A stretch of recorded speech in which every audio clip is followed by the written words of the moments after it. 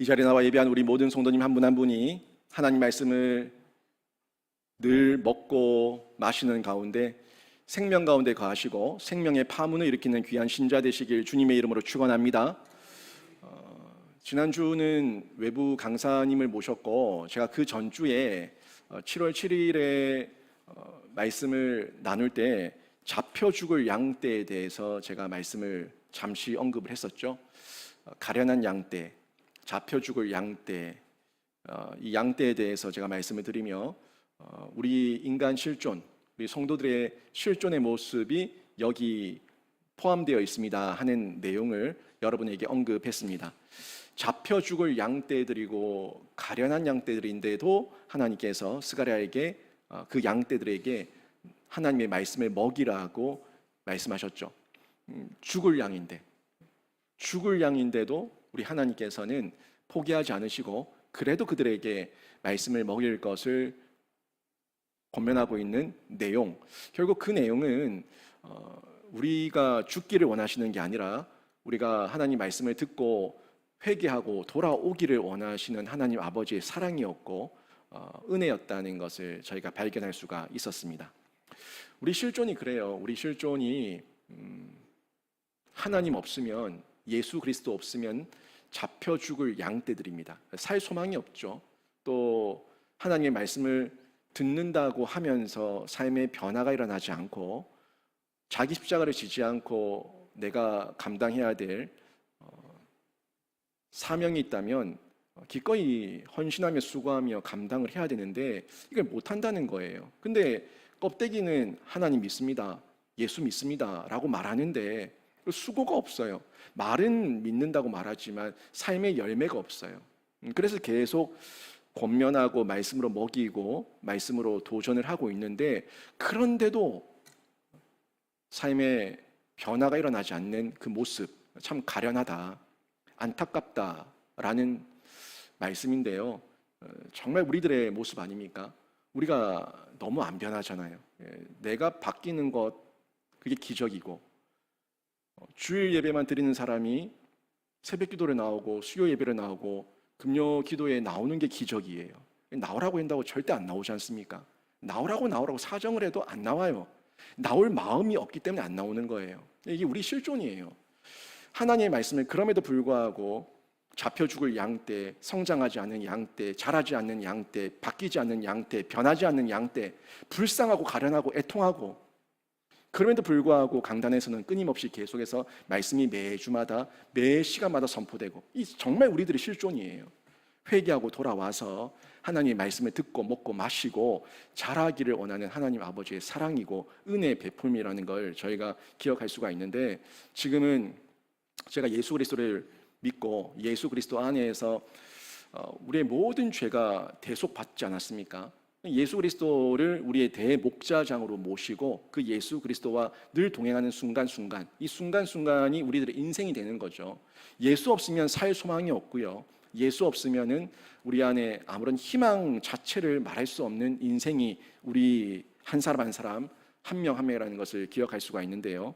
하나님은요, 이런 양떼들에게 구약이나 신약이나 마찬가지예요. 지금 저도 마찬가지예요. 이런 양떼들에게 하나님의 말씀을 먹이라고 스가랴에게도 말씀하셨고 그때의 선지자들에게, 제사장들에게, 또 사도들에게, 그리고 지금까지 계속해서 복음을 선포하게 하셨던 우리 믿음의 선진들에게 이 사명을 주셔서 하나님의 말씀을 선포하고 있는 겁니다. 이 시대도 우리 주변에 보시고 우리 교회 안만 봐도요, 잡혀 죽을 가련한 양떼가 참 많다는 것을 알 수가 있습니다. 하나님을 믿는다고 말하고 교회 예배당에 앉아있기는 한데 진실한 반응이 없어요. 그래서 목자가 보기에도, 이 목사가 보기에도 안타까울 때가 참 많고 또 애통할 때가 많이 있는 겁니다. 하지만 목사와 이 목자와 또 먼저 된 사람들, 먼저 복음을 선포하는 사람들은 이 안타까운 마음으로 계속해서 두들기지만 정작 이 두들김을 받는 사람들의 마음 가운데에는 이 도전이 없다는 거죠. 사실 우리가 두들긴다고 그들의 심령의 문이 열리는 것도 아닙니다만은 그래도 우리에게 말씀을 먹이라고 명령하셨으니까 저희는 먹이기 위해서 최선의 노력을 다하는데 최종적으로는 우리 하나님께서 성령님 통해서 그 마음의 문을 활짝 열어주셔야지만 그들이 먹을 수가 있어요. 근데 언제 먹을지 누가 먹을지 모르니까 우리는 아무튼 예수 믿기를 원합니다, 예수 믿겠습니다, 예배 드리겠습니다 라고 나온 그 사람들에게 어떻게든 한 번이라도 더 말씀 듣게 하기 위해서 수고하며 애를 쓰고 있는 거죠. 이분들 보면요, 자신의 상태를 잘 모릅니다. 내가 지금 죽을 양떼라는 걸 모르고, 내가 지금 영적으로 병들었다는 걸 모르고, 내가 지금 어떤 영적 상태 가운데 있는지 잘 몰라요. 잘 모르니까 그 사람들의 열심은 어디에 있냐면 하나님을 향한 열심이 아니라 나를 향한 열심이에요. 내 열심, 내 마음, 내 생각, 내 하고 싶은 대로. 이게 성경 말씀을 들을 때도, 기도를 할 때도 모든 게 선택적이에요. 나를 중심으로, 나를 기준으로 해서 선택적 정치, 선택적 안목을 가지고 내가 보고 싶은 것만 보고 내가 듣고 싶은 말씀만 들으려고 한다는 거예요. 아주 다분히 의도적입니다. 인간적입니다. 그래서 자기의 상태에 대해서 직면시키는 말씀, 책망하는 말씀에 대해서는 귀를 틀어막고 안 듣는 거예요. 그래서 내 상태가 어떤지 몰라요.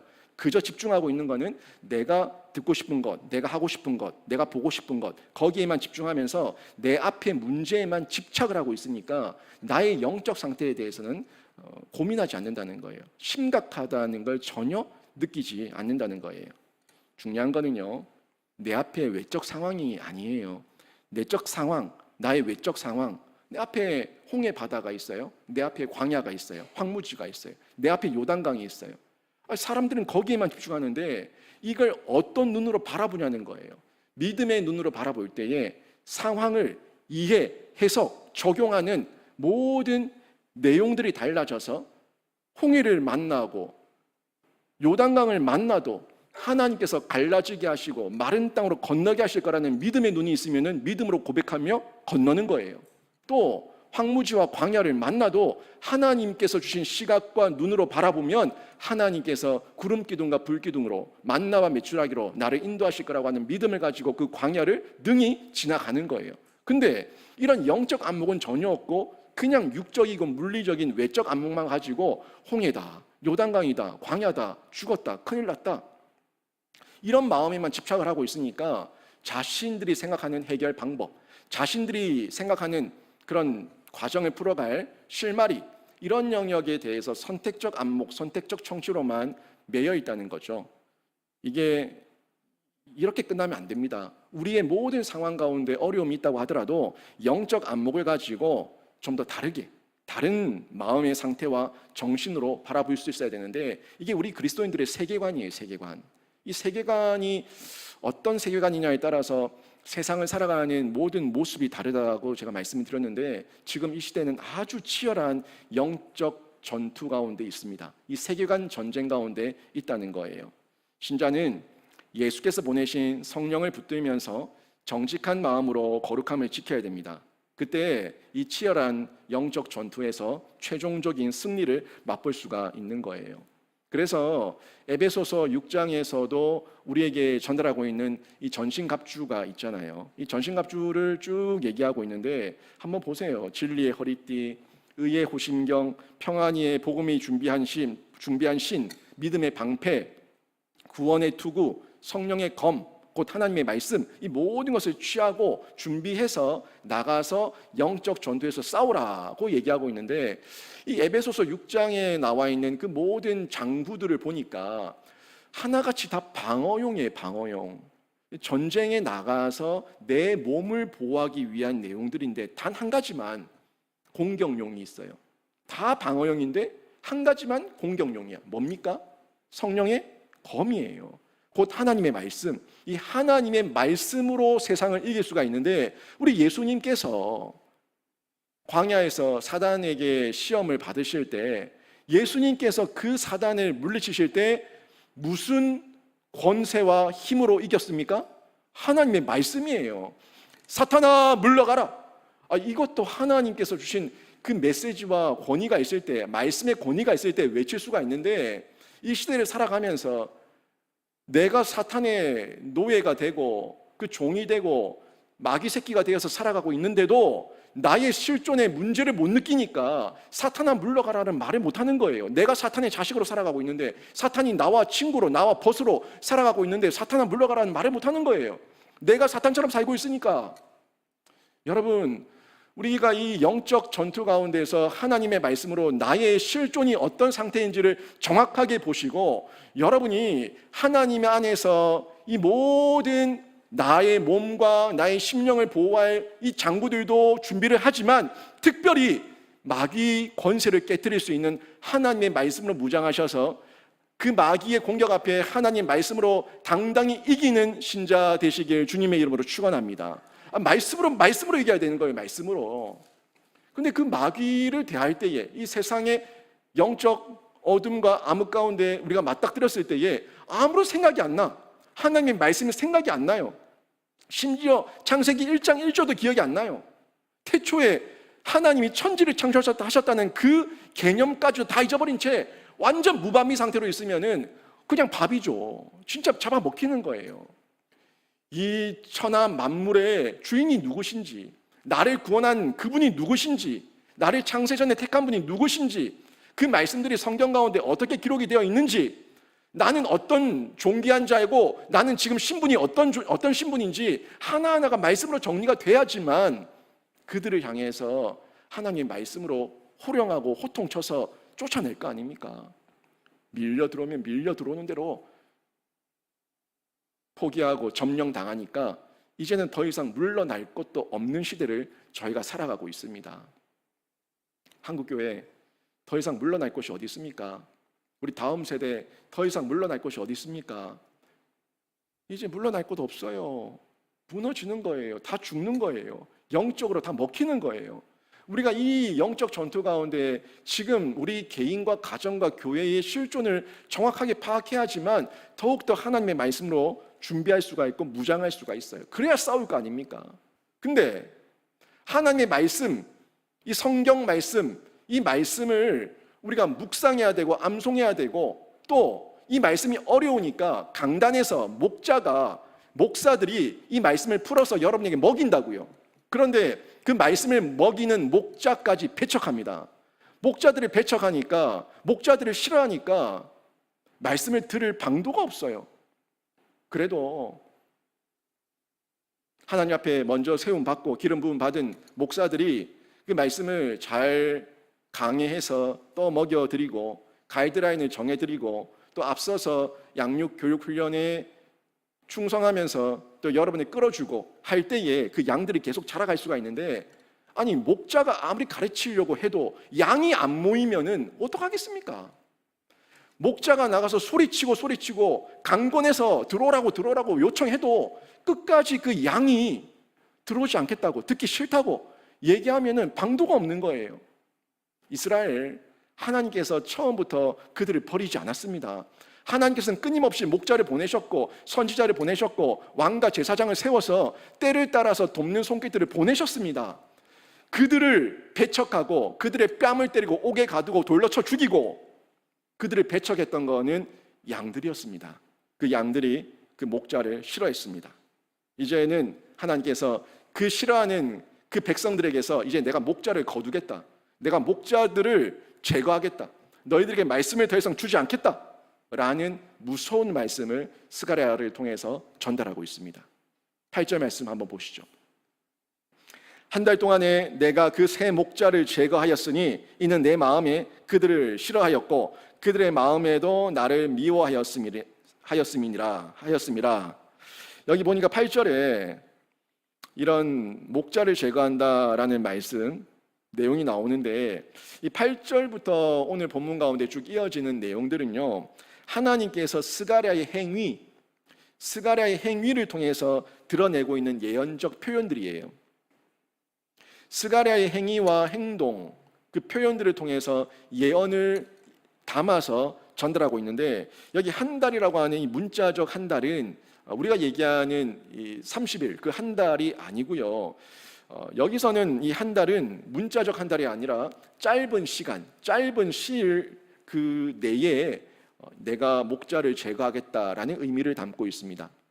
그리고 여기 새 목자라고 하는 단어가 또 나오는데, 이 새 목자는 장차 유대인들 가운데 앞으로 나타날 그들의 지도자, 그들에게 나름 유대인들 가운데 나름 유명하다고 얘기하는 지도자, 그 사람들을 가르친다고 보고 있는데, 이런 이해도 있고요. 또 전통적으로는 어떻게 보고 있냐면 기름 부음을 받은 세 직분, 왕과 제사장과 선지자, 이런 세 직분의 목자를 의미하는 내용으로도 보고 있습니다.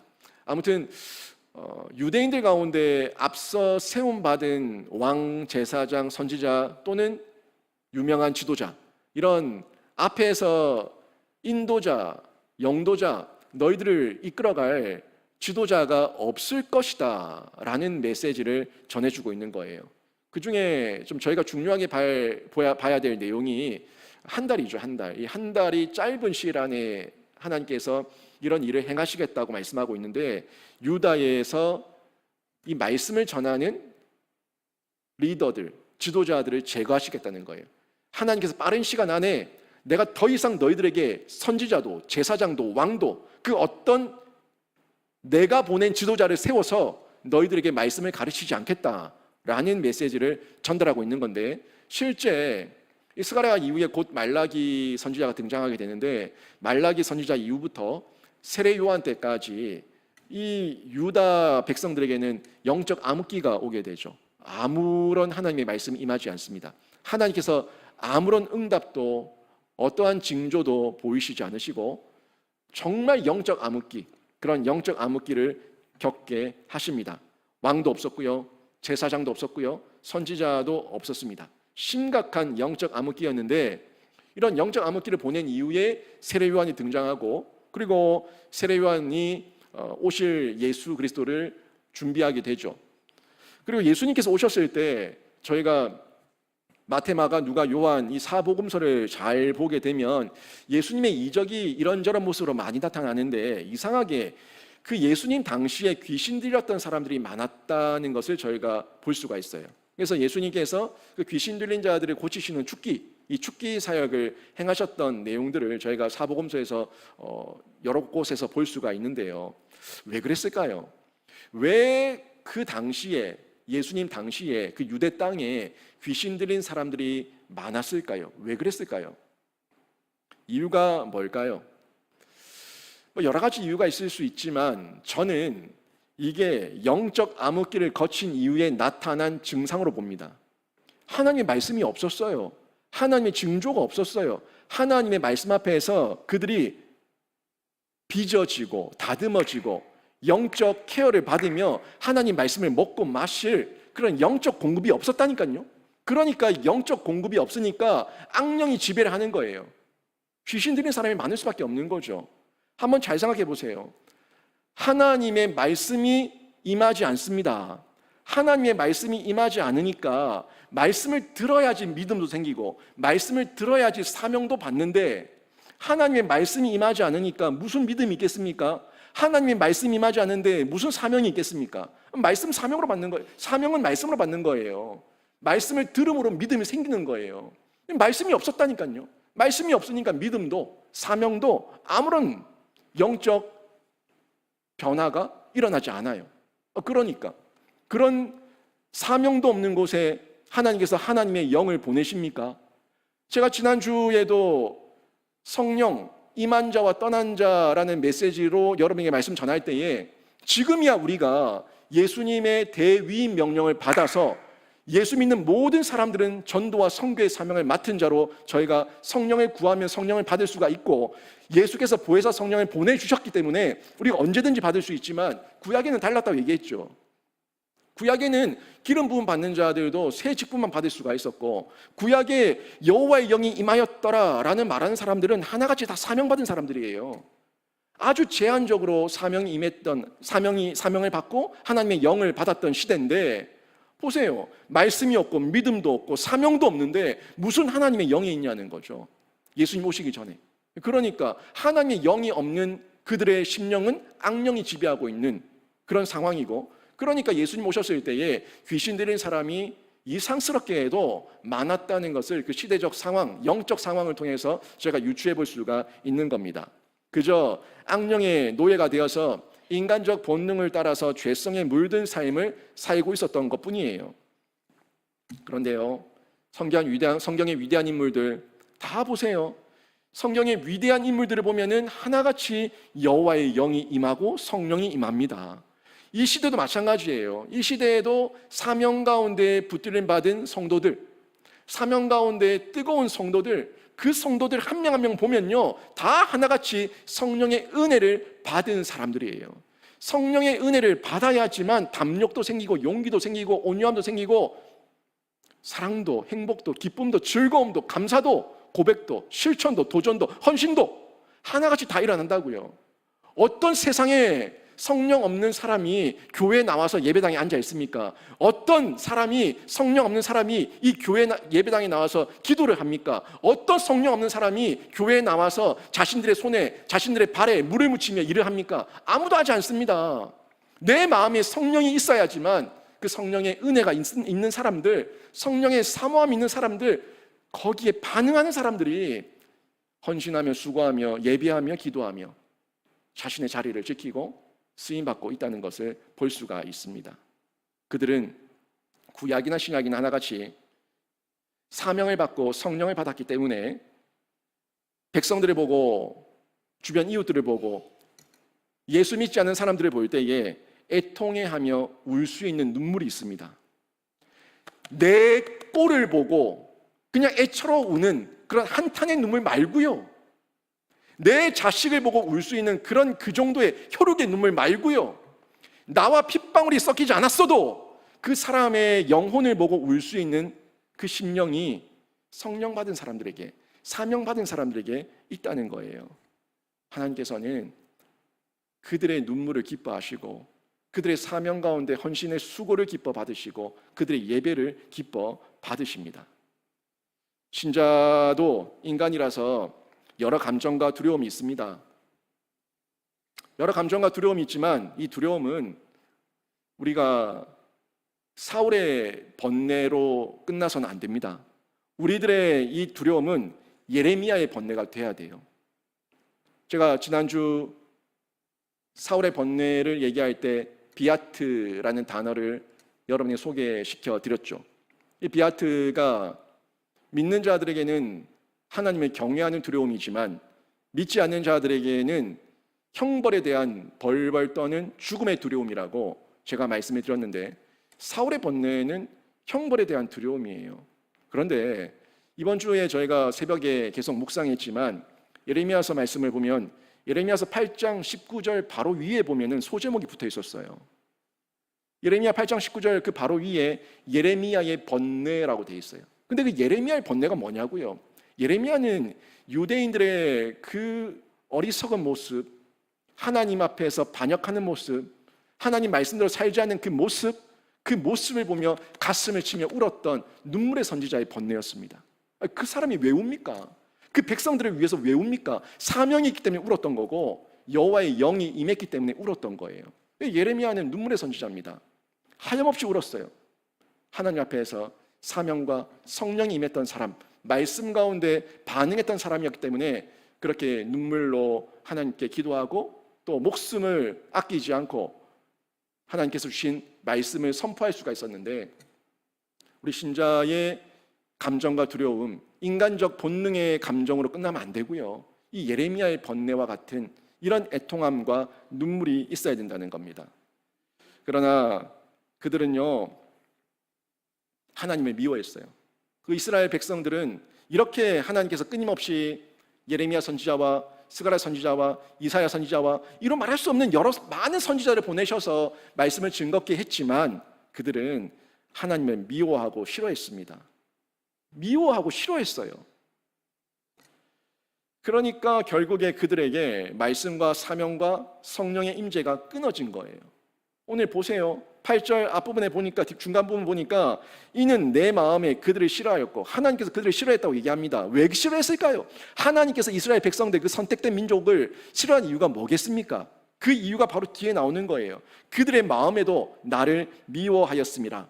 그들이 먼저 하나님을 미워하니까 하나님이 끊임없이 선지자를 보내셔서 사랑의 표현, 돌아오라는 회개의 촉구를 했지만 그들의 뺨을 때리고 그들에게 침을 뱉고 옥에 가두고 돌로 쳐 죽이고 그렇게 목자들을 배척하니까 하나님께서도 나도 이제 그들을 미워한다 라는 이런 메시지까지 전달하고 있는 거예요. 심지어 죽을 양떼들이다. 그런데 너는 가서 그들에게 말씀을 먹이라. 여러분, 하나님 아버지의 마음을 헤아려 보세요. 미워한다? 죽을 양떼다? 그런데 너는 가서 말씀을 먹이라. 왜 먹이라고 합니까? 왜 먹이라고 하냐고요. 돌아와서 회개하고 뉘우치라는 거예요. 이 말씀을 유대인들이 인정하지 않을 거예요. 하나님께서 끊임없이 그들을 돌이킬 수 있도록 기회 주셨고 그들을 사랑하셨고 그들에게 선지자를 보내셨다는 이 메시지, 그들은 인정하지 않을 거예요. 유대인들이 인정하지 않아요. 그 인정하지 않는 모습이 말라기에 그대로 나옵니다. 하나님께서 심판에 대한 메시지를, 책망에 대한 메시지를 하니까 이 말라기를 보면은 1장부터 4장까지 이 유대인들이 6번에 걸쳐서 하나님 앞에서 항변합니다. 그 내용들을 보면은 주께서 언제 우리를 사랑하셨습니까? 우리가 언제 하나님을 사랑하지 않았습니까? 우리가 언제 주의 이름을 멸시했습니까? 우리가 언제 더러운 떡을 하나님께 드렸습니까? 우리가 언제 거짓을 일삼았고 이방의 딸들과 결혼했습니까? 우리가 언제 하나님을 괴롭혔습니까? 우리가 언제 11조를 도둑질했습니까? 우리가 언제 하나님을 대적했습니까? 한결같이, 아니 역사를 보면 빤히 나오는데 뻔뻔스럽게 말라기가 하나님 메시지를 전할 때에 그들은 하나님 앞에 대적하며 하나님께 따지는 거예요. 언제 그랬냐고, 우리가 언제 그랬냐고, 하나님이 언제 우리한테 그렇게 했냐고. 뻔뻔스러울 수가 이럴 데가 없어요. 그게 말라기의 내용입니다. 유대인들은 지금도 그러니까 예수 그리스도를 인정하지 않아요. 예수 그리스도? 그냥 성인 중에 한 명, 그리스도와 붙이지 않죠. 예수라고 하죠. 성인 군자 중에 한 명, 그리스도 메시아는 아직 오지 않았다 라고 얘기하고 있는 거예요. 그들은 자신들의 껍데기에 집중했거든요. 늘 율법을 낭독했고 늘 기도했고 늘 11조를 드렸고, 그러니까 그들이 바리새인들이 돼서 예수님이 오셨을 때에 세리는 기둥 뒤에 숨어서 가슴을 치며 회개하며 감히 고개를 들지 못하고 있는데 그들은 뻔뻔하게 우리는 11조 드리고 금식하고 기도하고 할 것 다 하고 있습니다. 우리가 저 세리 같지 않으면 감사합니다 라고 얘기하며 교만에 떨고 있는 거예요. 자신들은 그렇게 주장하고 있지만 그 마음의 중심을 보신 하나님, 그들을 어떻게 보셨습니까? 그들은 이미 혼합주의에 빠지고 간음하고 배교한 유대인들에 불과했던 거예요. 그들은 그저 껍데기만 포장하고 있었지 그 마음의 중심에는 하나님을 향한 사랑이 전혀 없었던 겁니다. 이게 신구약의 내용이에요. 신약도 구약도 하나같이 하나님께서는 껍데기를 보지 않는다. 나는 마음의 중심을 본다. 나는 외적 할례를 원하지 않는다. 나는 마음의 할례를 원한다. 이게 신약 구약 전체를 아우르고 있는 하나님께서 보시는 그 중심 아닙니까? 근데 마음의 중심 없어요? 마음의 할례 없어요? 껍데기예요, 껍데기. 지금도 껍데기예요. 지금도 껍데기들이 얼마나 많은지 모릅니다. 겉만, 무늬만 그리스도인인 것처럼 포장하고 치장하고 있는 사람들, 무늬만 목사인 사람들, 무늬만 중직인 사람들 너무 많다는 거예요. 그 중심이 하나님 앞에서 진실한 사람은요, 그런 껍데기에 집중하지 않고 하나님 보시기 합당하게 그 마음의 중심으로 하나님 앞에 예배하며 사명을 감당합니다. 하나님께서 자신에게 베푸신 은혜가 어떤 건지, 예수께서 나를 어떻게 구원하셨는지, 나는 어떤 실존인지 하나하나 모든 죄를 인정하는 사람, 그래서 나에게는 의가 없고 오직 예수 그리스도의 의와 성령의 도우심과 능력 가운데 제가 예배할 수 있고 사명 감당할 수 있습니다 라고 말하는 사람들, 이 사람들이 진짜 예배자고 참된 사명자라는 거예요. 하나님 지금도 그런 한 사람을 찾고 계십니다. 껍데기 화려하게 포장하고 치장하고 회칠한 무덤이 되어서 남들이 보이기 위해서 거드름 떨고 있는 그런 사람 하나님 찾지 않으세요. 하나님은 여전히 자신의 죄를 인정한 사람, 내 실존이 죄인임을 아는 사람, 나는 아무런 의가 없다는 사람, 나보다 남을 낮게 여기는 사람, 그 한 사람을 찾아서 그 사람의 예배를 받으시고 그 사람을 통해서 사명을 감당케 하시는 줄로 믿습니다. 지금도 찾으시는 이 한 사람을 스가랴를 통해서 촉구하셨고, 이 스가랴 말씀을 지금 듣는 우리에게도 동일하게 돌아올 것을 촉구하고 있는데요, 여러분이 그 한 사람이 되셔서 마음껏 주님 위해서 예배하시고 사명 감당하시는 교회의 일원이 되시길 주님의 이름으로 축원합니다.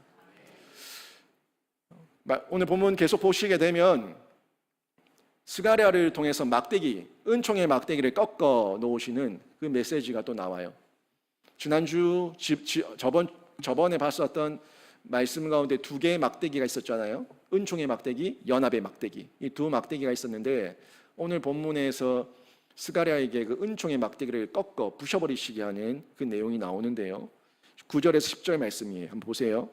내가 이르되 내가 너희를 먹이지 아니하리라. 죽는 자는 죽는 대로, 망하는 자는 망하는 대로, 나머지는 서로 살을 먹는 대로 두리라 하고 이에 은총이라는 막대기를 취하여 꺾었으니 이는 모든 백성들과 세운 언약을 폐하려 하였음이라. 하나님은요, 생명의 말씀, 하나님 말씀이에요. 하나님의 말씀을 소중히 여기지 않는 자들을 내버려 두십니다. 여러분, 제가 금요기도에 좀 회복시키려고 애를 많이 쓰고 여러분에게 계속 나오라고 권면하고 도전하고 어떨 때는 부담도 드리고 책임도 드리고 막 하고 있는데, 여러분, 안 나오는 사람은 계속 안 나오죠. 나와야 될 사람인데도 안 나와요. 중직인데도 안 나와요. 안 나온 분들이 참 많아요. 근데 요게요, 자기가 안 나오고 싶어서 안 나오는데 하나님은 그걸 내버려 두신다고 얘기합니다. 무서운 말입니다. 안 나오고 싶어서, 기도하기 싫어서, 예배하기 싫어서, 기도할 마음이 안 생겨서, 예배할 마음이 안 생겨서, 귀찮아서, 나태해서, 게을러서, 쉬고 싶어서, 좋아요. 아무튼 어떤 변명과 핑계 다 좋아요. 다 좋은데 내가 선택한 것 같은데, 궁극적으로는 하나님께서 그 마음의 중심을 보시고 내버려 두신다는 거예요. 여러분, 이 육이, 하나님의 육이 굉장히 무서운 거예요. 내버려 두실 때 교회 좀 빠졌더니 아무 일도 없네, 주일 예배도 빠졌는데 아무 일도 없네, 목사가 나오라고 해도 무시했더니 아무 일도 없네. 아무 일도 없는 게 아니라 하나님의 육입니다. 내버려 두심이에요. 두려운 메시지예요. 이 시간이 오래되고 이 시간이 지속되고 이 시간이 인에 박혀버리면 하나님의 때에, 하나님의 방법에 차면은 하나님께서 더 이상 말씀을 전하지 않습니다. 이스라엘이 그 지경까지 갔던 거예요. 안 들어도, 안 나와도, 귀를 틀어 막아도 하나님께서는 계속 강단에서 목자를 통해서 선포하게 하셨고, 선지자와 제사장과 왕을 보내서 그들에게 촉구하셨습니다. 하지만 그들이 안 들은 것 같고 그들이 안 한 것 같은데, 궁극적으로는 하나님께서 그들을 내버려 두신 거예요. 먼저 그들이 하나님의 말씀을 경시하니까, 하나님의 말씀을 미워하니까, 하나님의 말씀 듣지 않으려고 하니까 하나님께서 그들을 그래도 인격적으로 대우하셔서 내버려 두신 겁니다. 지금 스가랴도 마찬가지인데요, 스가랴를 통해서 이제 이스라엘에게 더 이상 말씀을 전하지 않겠다고 말하고 있어요. 이 지경까지 가면 안 됩니다. 지금 스가랴를 통해서 말씀하시는 이 지경까지 가면 안 돼요. 지금 여기서 스가랴에게 더 이상 말씀을 전하지 않겠다는 것은 내가 이 백성들을 나의 양으로 여기지 않겠다는 거예요. 내 백성으로 여기지 않겠다는 거예요. 정말 두려운 말씀인데, 이 마음 가운데, 이 말씀 가운데 두려움이 느껴지면 다행인데 두려움도 안 느껴지니까 그게 문제예요. 분명히 그들의 겉모습은요 여전히 양입니다. 그런데 그 마음의 중심은 이미 이리와 같은 자들입니다. 그래서 목자의 음성을 듣지 않고 날뛰는 거예요. 양은 목자의 음성을 듣고 목자가 이끄는 대로 오는 게 양입니다. 근데 목자의 음성을 듣지 않아요. 인간 목자라서 말을 안 들어요? 그러면 성경의 말씀, 대목자장이신 예수님의 말씀은 왜 안 들어요? 그 양이 아니니까, 그 당신의 양이 아니고 그리스도의 양이 아니니까 안 듣는 거예요. 양은 목자의 음성을 듣습니다. 양은 목자를 따라가야지 삽니다. 그런데 말씀 가운데 예수의 음성, 성령의 음성도 듣지 않는 것은 그가 성령의 양이 아니고 그리스도의 양이 아니기 때문에 그런 거예요. 굉장히 무서운 말씀 아닙니까? 그러니까 자기 하고 싶은 대로 날뛰는 거예요. 중요한 것은 그 양들이 날뛰고 있는 중에도 목자는 그들에게 양식을 먹이기 위해서 수고했다는 겁니다. 수고했다는 거예요. 목자가 그 양들에게 이리 와라, 이리 와라, 이리 와서 풀을 먹어라, 양식을 먹어라, 영의 양식을 먹어라 라고 수고하지 않은 게 아니라 양떼를 먹이려고 수고했어요. 그런데 양떼가 날뛰어서 흩어진 거예요. 그런데 그 중에 그 목자는 그 양떼를 내버려 둔 거예요. 미쳐 날뛰니까 강제하지 않았어요. 내버려 뒀어요. 이거는요, 하나님의 속성 가운데 인격적 속성이에요. 하나님께서 우리 인간을 로봇으로 만들지 않았고 기계로 만들지 않았기 때문에 우리에게 인격적으로 대하는 하나님의 은혜고 사랑이에요. 우리가 자발적으로 그 사랑을 깨닫고 은혜를 깨달아서 목자의 음성을 듣고 목자에게 나오기를 원하시는 거예요. 이런 모습 이 시대의 성도들에게는 없습니까? 겉모습은 분명히 성도입니다. 그런데 그 속은 세속의 인본주의와 종교적 탐욕에 물들어서 스스로 미쳐 날뛰고 있습니다. 예수의 이름을 자신의 입맛대로, 성령의 능력을 자신의 감정대로 활용하려고 덤비고 있습니다. 성경 말씀도 마찬가지예요. 취사선택. 내가 듣고 싶은 말씀만 내 마음대로 선택적 청취를 하며 그것도 해석하기를 자의적으로 해석합니다. 자의적으로 내가 해석하고 싶은 대로 복에 대한 메시지만, 내가 듣고 싶은 말만, 위로하는 말만 들으면서 자의적 해석에 빠지고 이단적 사상까지 무장하게 되는 거예요. 하나님은 그런 사람들을 내버려 두셔서 스스로 망하고자 하는 자 망하게 하시는 거예요. 그 과정의 결과는 곧 나타납니다. 우리 모두가 한문화를 받았거든요. 우리 교회에 있는 모든 성도들 다 한문화를 받은 사람들이에요. 주일에 예배를 듣는 모든 이 자리에 앉은 분들 다 한문화를 받은 사람들입니다. 근데 그 한문화를 받아서 어떤 사람은 남기고 어떤 사람은 수건에 싸서 땅에 묻어둬요. 똑같이 들었어요. 똑같이 앉아 있었어요. 똑같은 시간 똑같이 예배했어요. 그런데 다 똑같이 한문화를 받았는데 어떤 사람은 남기고 어떤 사람은 묻어둬요. 그 최종 심판의 때에 하나님께서 그 몫으로 다 판단하시고 하나님의 뜻대로 하나님께서 상과 벌을 주십니다. 분명히. 오늘 말씀 다시 한번 보세요. 9절 보시니까 그 말씀으로 먹이지 않겠다고 말씀하시는데 죽는 자는 죽는 대로, 망하는 자는 망하는 대로, 나머지 서로 살을 뜯어먹는 대로 두리라. 자기들끼리 싸우는 대로 완전 난장판이죠. 그대로 내버려 두시겠다고 말씀하고 있는 겁니다. 그리고 그들을 향해서 이제 하나님께서 은총의 막대기, 이 은총의 막대기를 꺾으시겠다고 말씀하고 있는데요. 하나님께서 베푸셨던 그동안의 은혜, 오래 참으셨던 그 하나님의 은혜와 그 기다림을 이제는 끝내겠다는 메시지입니다. 무서운 말씀이에요. 여러분, 우리 인생의 운전대를 하나님께 맡겨드리세요. 내가 내 인생 운전하려고 하지 말고 내 인생의 운전대를 하나님께 맡겨드리십시오. 이 세상은 너무 많은 죄악의 함정이 도사리고 있습니다. 내가 이 세상을 좀 아는 것 같고 내가 이 세상 드라이브에 가면 성공의 길로 갈 것 같은데 천만에요, 만만해요. 아닙니다. 내 인생의 운전대를 내가 잡고 내가 돌진할 때에 우리의 끝은 나락이고 절벽입니다. 떨어지는 거예요. 날개 없이 추락하는 겁니다. 우리 인간들의 인생, 그 모든 운전대를 하나님께 맡겨드리고 성령과 성령의 도움을 받아서 우리가 하나님께서 보여주시는 그 길을 걸어갈 때에, 그 빛을 따라갈 때에 우리가 바른 길로 운행할 수 있는 줄로 믿습니다. 그 길이 우리가 살 길이에요. 지금도 여전히 아직까지 이 말씀을 듣고 있는 저와 여러분, 우리는 예수 그리스도 안에 은총의 막대기가 유효함을 믿으시고요, 예수께서 우리의 모든 과거의 죄, 현재의 죄, 미래의 죄를 속량하시고 속죄하시고 우리에게 성령 보혜사를 보내셔서 다시 한번 기회 주셨을 때 여전히 예수 안에 은총의 막대기가 유효하다, 아직까지 효력이 있다, 이거 믿으시고 언약 백성으로 여러분이 은총의 막대기의 그 능력을 받으시기를 바랍니다. 그 은혜를 받으시고 누리시고 이제는 그 은혜를 마음껏 누리는 가운데 여러분이 세상의 빛과 소금이 되어서 여러분 만나는 모든 사람들에게 예수의 복음을 흘려보내는 통로로, 신자로 쓰임받으시기를 주님의 이름으로 축원합니다. 하지만 이 이스라엘 백성들은, 유대인들은 끝까지 하나님의 말씀을 거부합니다.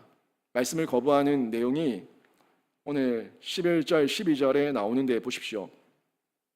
당일에 곧 패함에 내 말을 지키던 가련한 양들은 이것이 여호와의 말씀이었던 줄 안지라. 내가 그들에게 이르되 너희가 좋게 여기거든 내 품삯을 내게 주고 그렇지 아니하거든 그만두라. 그들이 곧 은 30개를 달아서 내 품삯을 삼은지라. 여기 보니까 앞부분에 패하메라는 말씀이 나오는데, 이 패하메는 하나님께서 그 양떼들과 백성들과 맺었던 언약, 이 언약을 폐하겠다는 거예요. 언약을 갱신하지 않으시고 이제 언약을 폐기하시겠다는 거예요. 이미 그들이 언약을 어겼고 내가 더 이상 언약을 유지할 마음이 없으니까 너와 맺었던 이 언약을 폐기하겠다 하는 메시지를 전하고 있는 겁니다. 그리고 그 언약 폐기는 더 이상 말씀을 주지 않겠다는 거예요. 그들이 말씀을 들으러 가지 않으니까, 그들이 말씀을 거부하니까 내가 말씀을 주지 않겠다, 이 말씀이죠. 또 그 다음 보시면 내 말을 지키던 가련한 양들이라 얘기하고 있어요. 내 말을 지키던 가련한 양들. 지난번에도 그 가련한 양들에 대해서 저희가 봤는데 죽을 양떼들이죠. 잡혀 죽을 양떼들, 그런데도 돌이키지 않는 자들, 깨닫지 못하는 자들, 이 가련한 양들인데, 이 가련한 양들은 하나님 앞에서 또 쓰임도 받았어요. 지난번에 제가 드렸던 말씀 가운데서 자기들끼리 양떼를 팔고 사고, 그러니까 사람을 팔고 사람을 사고, 노예 삼고 노예로 팔고, 이런 어떤 이 못된 짓을 했었던 신앙 없는 자들, 믿음 없는 자들, 하나님 말씀을 따르지 않는 자들, 그런데도 껍데기는 제가 여호와 하나님을 믿습니다 라고 말하고 있는 자들, 그 자들이에요.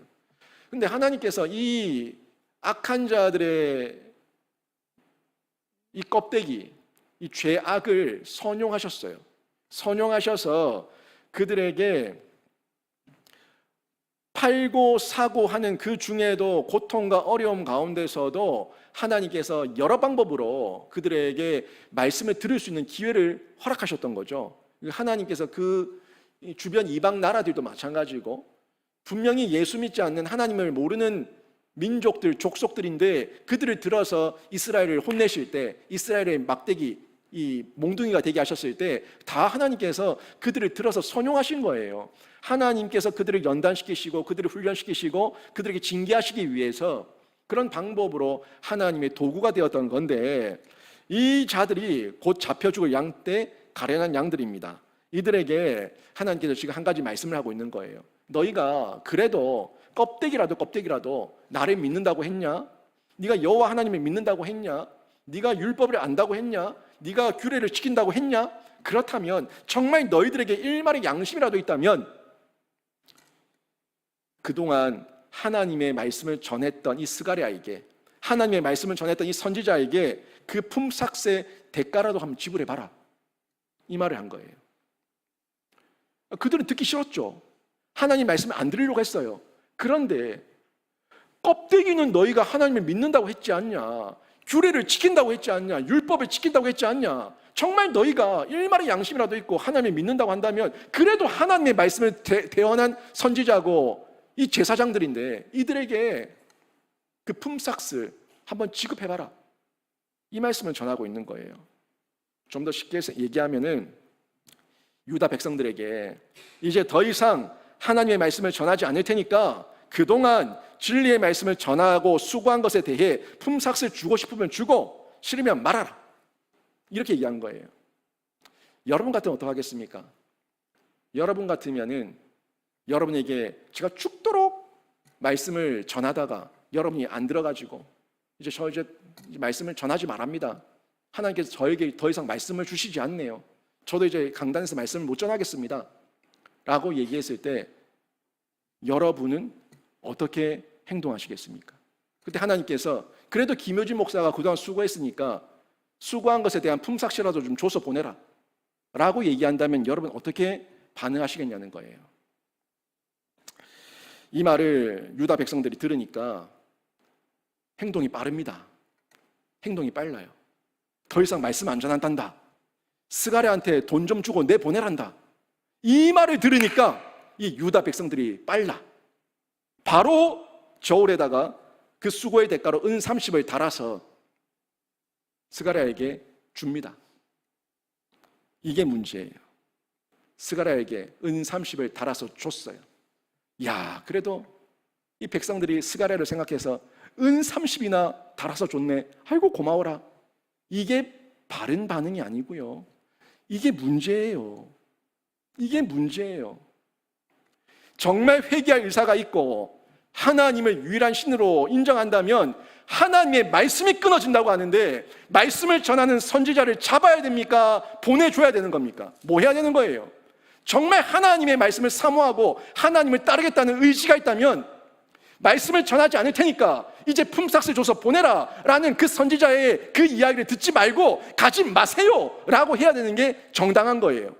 근데 그들은 빨리 은 30을 달아서 스가랴에게 주고 퇴직시켜 버립니다. 은퇴시켜 버린 거예요. 품삯을 줄 게 아니라 돌이키고 회개해야죠. 돌이키고 회개할 마음이 없다는 거예요. 나는 돌이킬 마음이 없다. 나는 회개할 마음이 없다. 그동안 스가랴 너무 시끄럽고 너무 듣기 싫고 너무 짜증스러웠는데 이제 스가랴 네가 하나님 말씀 전하지 않는다니까 속이 시원하다. 자, 은 30 제발 좀 빨리 가라. 요거예요. 더 이상 하나님의 말씀을 듣지 않겠다는 강한 의지의 표현 은 30을 달아서 준 겁니다. 그런데요, 이 예표가 놀랍게도 예수 그리스도께 그대로 나타났습니다. 예수 그리스도께 그대로 나타났어요. 유대인들이, 종교 지도자들이, 바리새인들이, 사두개인들이, 서기관들이 예수의 말씀을 듣기 싫었어요. 예수님께서 복음으로 계속해서 도전하시고 책망하시고 가르치시고 천국을 말씀하시는데 듣기 싫은 거예요. 그래서 예수를 죽여서 그 입을 영영 틀어막기 위해서 가룟 유다에게 그 예수의 생명값으로 은 30을 줬습니다. 오늘 보면 13절 보십시오. 그 은 30을 받은 이후에 스가랴의 행동이에요. 13절 여호와께서 내게 이르시되 그들이 나를 헤아린 바 그 삭슬 토기장이에게 던지라 하시기로 내가 곧 그 은 30개를 여호와의 전에서 토기장이에게 던지고 하나님께서 그 삭슬 다시 던져버리게 하시죠. 던져버리게 했던 곳이 토기장이에요. 토기장이. 근데 왜 토기장이냐? 이 토기장이는 욕설이 들어있어요. 아주 심한 욕설의 의미가 내포되어져 있습니다. 왜냐하면 이 토기장이들이 그 흙을 구해야 되지 않습니까? 이 흙을 주로 어디서 많이 구했냐면 주로 흰놈의 아들 골짜기에서 흙을 구했어요. 근데 이 흰놈의 골짜기가 어떤 곳입니까? 흰놈의 골짜기는 가장 더럽고 저주받은 곳이었고 과거의 우상을 불태웠던 곳이었고 이방 제사장들의 뼈를 태웠던 것이 흰놈의 골짜기예요. 이 골짜기에서 흙을 구해서 토기를 만들고 하다 보니까 이 토기장이 던졌다는 것은 저주받았다, 더럽다 그런 의미가 있다는 거죠. 선지자의 품삯을 토기장에 던졌다는 것은 그들이 선지자의 몫을 아주 더러운 돈으로 취급했다는 거예요. 이 말씀이 비슷한 내용이 마태복음 27장에도 나오는데 마태복음 27장 9절에 10절 말씀이 이렇게 나와요. 여기 보시면 이렇게 나옵니다. 이에 선지자 예레미야를 통하여 하신 말씀이 이루어졌나니 이르렀으되 그들이 그 가격 매겨진 자 곧 이스라엘 자손 중에서 가격 매긴 자의 가격 곧 은 30을 가지고 토기장의 밭값으로 주었으니 이는 주께서 냉에 명하신 바와 같으니라 하였더라. 지금 여기서는 13절에서는 하나님께서 스가랴에게 그 유대인들에게 받았던 은 30을 토기장이의 밭에 던져서 그들이 줬던 그 돈이 얼마나 더럽고 추악한 돈이었는가 하는 것을 예표적으로 행위로 예언적으로 보여주셨던 거예요. 그런데 마태복음 27장에 보면은 그 말씀을 토기장이의 밭에 쓴 거는 그 예수님 당시의 종교 지도자들이에요. 종교 지도자들이 자기가 줬던 돈을 자기가 돌려받아서 그걸 성전에 두기가 뭐해서 그 돈으로 토기장의 밭을 사서 이방인들의 무덤을 만든 거죠. 잘 생각해 보세요. 그러니까 유대인들은 예수 그리스도를 거부하기 위해서 헐값을 지불했고 가룟 유다가 양심의 가책을 이기지 못해서 돈을 도로 가져오니까 자기들도 그 돈이 더러운 거예요. 그 돈을 성전에 다시 두기가 싫은 거예요. 그러니까 그 돈으로 자신들의 그 더러운 돈으로 더러운 토기장이의 밭을 사서 거기를 이방인의 땅으로 삼았던 거죠. 무슨 말입니까? 그 돈이 얼마나 더럽고 준 자도 더럽고 준 자가 돌려받았을 때도 그 돈이 너무 더럽기 때문에 자기들도 받기를 꺼려할 만큼의 돈, 자기들이 줬던 돈인데 돌려받기를 꺼려할 정도의 돈, 이런 돈이었다는 거예요. 다시 얘기하면 하나님의 말씀을 거부해서 스가랴의 품삯으로 줬던 은 30, 예수 그리스도의 말씀을 듣기 거부해서 은 30을 달아주고 가룟 유다를 통해서 예수의 생명을 빼앗았던 그 돈, 이 은 30이 결국에는 왜 더럽냐? 하나님의 말씀을 거부한 돈이기 때문에 더럽다는 거예요. 하나님의 말씀을 거부한 돈이 뭘까요? 하나님의 말씀을 거부하는 돈이 뭘까요? 우리 인생 가운데 하나님 말씀보다 더 사모하는 돈벌이, 하나님 말씀보다 더 사모하는 세상살이, 하나님 말씀보다 더 사모하는 인생의 여러 가지 분주함들, 여러분 그게 다 은 30이에요. 우리가 지금 그 은 30을 달 게 아니라 하나님께서 이렇게 경고의 메시지, 책망의 메시지를 증거하실 때에 아닙니다. 아닙니다. 제가 더 말씀 듣기를 원합니다. 저를 떠나지 마시고 은혜를 거두지 마시고 은총을 거두지 마시고 말씀을 들을 수 있는 기회를 더 저에게 허락해 주시옵소서. 매달려야 되는 줄로 믿습니다. 그런데 이런 매달림, 사모함, 기다림, 고대함 없다는 거예요.